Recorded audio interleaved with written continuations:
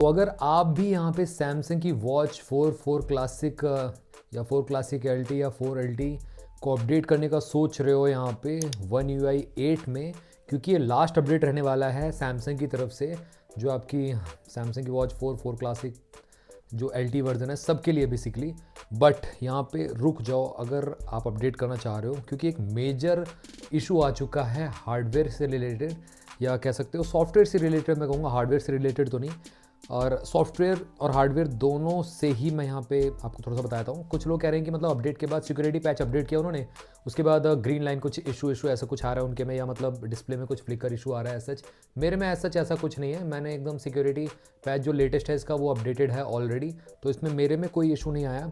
But फिलहाल मतलब इसमें वन UI 8 अगर आप अपडेट करते हैं, और यस ये न्यूज़ सही थी कि अपडेट दे रही थी सैमसंग, बट कोरिया में ऑलरेडी आ चुका था कई वॉचेस में। बट यहाँ पे इंडिया में जैसे ऐसे देखा ना इश्यूज़ आ रहे हैं, जो लोगों ने अपडेट किया वॉच को तो उनकी वॉच में इश्यूज़ आने स्टार्ट हो गए, सेंसर्स काम नहीं कर रहे हैं यहाँ पे। यस, और ऐप तो पेयर कर रही है, ऐप से पेयर हो रही है, पता नहीं सही से टेस्टिंग नहीं की गई है, सही से कुछ किया नहीं गया है, वही इशू आ रहा है, उसकी वजह से इशू आया या क्या हुआ है वो मेरे को नहीं पता। बट ये कि बहुत सारे इश्यूज़ आ रहे हैं वन UI 8 के साथ अगर आप अपनी सैमसंग की वॉच को अपडेट करते हैं। क्या इश्यूज़ आ रहे हैं सारी चीज़ें मैं एक्सप्लेन करने वाला हूँ इस वीडियो में। और मेरे पास दोनों ही वॉचेज़ हैं, वॉच 4 क्लासिक।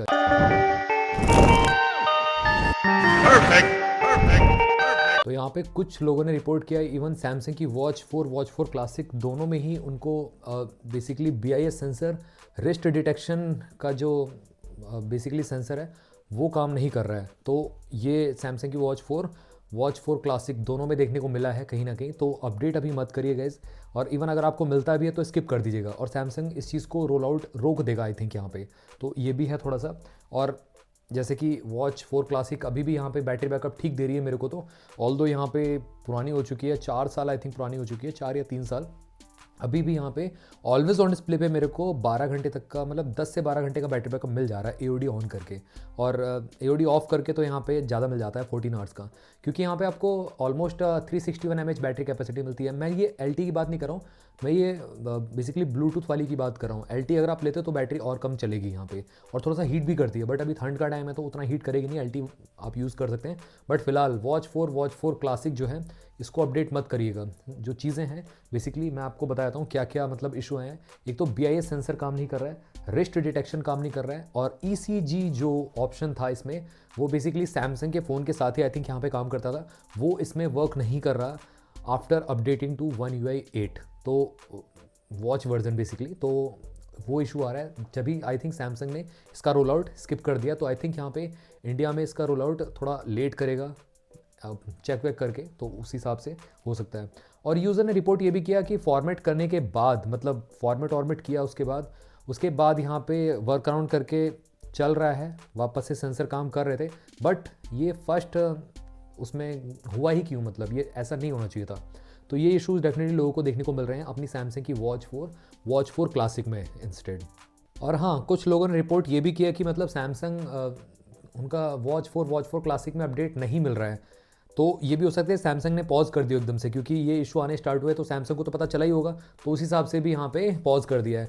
तो आई थिंक यहाँ पे अभी भी आपको सैमसंग की वॉच 4 क्लासिक अगर आप यूज़ करते हैं तो अपडेट करने की ज़रूरत नहीं है। आप न्यू फीचर्स के लिए अपडेट करोगे, बहुत अच्छे चेंजेस किए हैं डेफिनेटली यहाँ पे।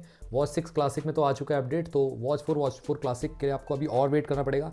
आई थिंक यहाँ पे फरवरी मार्च के साइड आपको यहाँ पे अपडेट देखने को मिलेगा सैमसंग की वॉच 4 क्लासिक में। पूरी प्रॉपर टेस्टिंग करके सैमसंग लॉन्च करेगा, मतलब अपडेट इसका ये लास्ट अपडेट रहने वाला है। इसके बाद आपको कोई भी अपडेट, मेजर अपडेट देखने को नहीं मिलेगा वॉच 4 क्लासिक की जो सीरीज़ है इन दोनों में।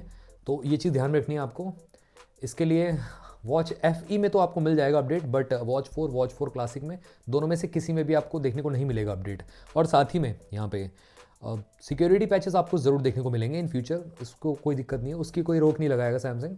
अराउंड 3 साल तक और आप यहाँ पे इसको एंजॉय कर सकते हो, वॉच को पहन सकते हो, और सारी ऐप्स यहाँ पे सपोर्ट करेंगी। जैसे कि मैंने बहुत सारी ऐप्स इसमें डाल रखी हैं, मतलब देखो आप कितनी सारी ऐप्स इसमें डाल रखी हैं, सब कुछ यहाँ पे वर्क करता है, उसका कोई दिक्कत नहीं है। बट ये है कि यहाँ पे आपका वन UI 8 में अगर आपको अपडेट आता भी है तो अभी फ़िलहाल मत करिएगा। वॉच आपकी मतलब वॉच में सॉफ्टवेयर इशू हो सकता है, ठीक है। तो जिसकी वॉच में स्क्रीन बर्निंग इशू होता है या स्क्रीन पे छपा रह जाता है, ऐसा कुछ आता है, तो उसके लिए आपको AOD अभी ऑफ करके रखना पड़ता है। AOD ऑफ करके रखिए, ताकि ये एमोलेड डिस्प्ले में लॉन्ग टर्म में हो जाता है। ये कोई मतलब डिफेक्ट नहीं है, ये बेसिकली हर एक एमोलेड स्क्रीन में डिस्प्ले में होता ही होता है लॉन्ग टर्म तक। मैंने एक शॉर्ट वीडियो डाली थी, वहाँ पे मैंने बताया था वीवो X70 Pro जो था मेरे पास, उसमें भी ऊपर जब बैटरी का आइकन छपा रहता था तो वो ऑलमोस्ट 2 साल 3 साल पुराना हो गया था। तो उसी तरीके से यहाँ पे इसमें भी एमोलेड डिस्प्ले देखने को मिलती है। तो ये टाइम के साथ अगर आप इसके ऑलवेज ऑन डिस्प्ले को ऑन रखते हो, जैसे कि ये वाला जो AOD है इसका, अगर आप ऑन रखते हो तो होता क्या है कि कुछ टाइम बाद बेसिकली इसमें जो आइकन्स हैं वो छपे रह जाते हैं। ऐसा इसीलिए होता है क्योंकि जो एमोलेड डिस्प्ले होती है बेसिकली वो LCD की तरह यहाँ पे टाइम ऑल टाइम दिखाती है। LCD बेसिकली ऑफ हो जाती है, तो यहाँ पे इसको ऑल टाइम जलते रहना पड़ता है बैकग्राउंड में, तो इसकी वजह से बैटरी काफ़ी खपत होती है। दूसरा ये है कि इसकी जो इनर वो होती है बेसिकली लाइट ऑल टाइम वो ग्लो कराती है पर्टिकुलर जो फॉन्ट्स को, उसी वजह से यहाँ पे बर्निंग इशू हो जाता है, स्क्रीन बर्न या कह सकते हो लाइट बर्न आप कह सकते हो इसको। तो उसका सॉल्यूशन ये है कि आपको थोड़ा सा यहाँ पे AOD ऑफ करके रखना है, जब रिक्वायर्ड हो तभी आप ऑन करिए। सिंपल सा यहाँ पे तो ऊपर ही दे रखा है, ये तो आप यहीं से ऑन ऑफ कर सकते हो, यहाँ से ऑफ हो गया, यहीं से आपका ऑन करने का ऑप्शन देखने को मिल जाता है। तो इस तरीके से आप अपनी बैटरी को भी बचा सकते हो, दूसरा डिस्प्ले को भी आप बचा सकते हो लॉन्ग टर्म में, जो अपनी लॉन्ग टर्म में डिस्प्ले चाहते हैं कि परफेक्ट रहे उनकी। तो इसमें मेरे में भी हुआ था, बेसिकली ये आइकन कभी कभार छपे रह जाते थे, तो ये मैंने सॉल्व किया एक्चुअली AOD ऑफ करके। अब AOD मैं ऑफ रखता हूँ तो ये ऐसा होता नहीं है, और इसमें तो मैं AOD ऑफ ही रखता हूँ बेसिकली। तो ये चीज़ आपको ध्यान रखनी है, अगर आप अभी तक AOD ऑन करके यूज़ करो तो थोड़ा सा यहाँ पे सतर्क हो जाओ, पुरानी वॉचेस में ऐसा इशू हो सकता है। बस ये था सिंपल सा वीडियो आपसे भी के लिए। अभी अपडेट मत करना One UI 8 को, थोड़ा सा वेट करो, वॉच के लिए आने दो, अच्छे से टेस्टिंग करने दो सैमसंग को, देन ओनली आप अपडेट करना। तो गाइस चैनल को सब्सक्राइब करना मत भूलना, बेल आइकन को ऑल कर दो। मिलते हैं आप सभी से अगली वीडियो में, टिल देन बाय बाय।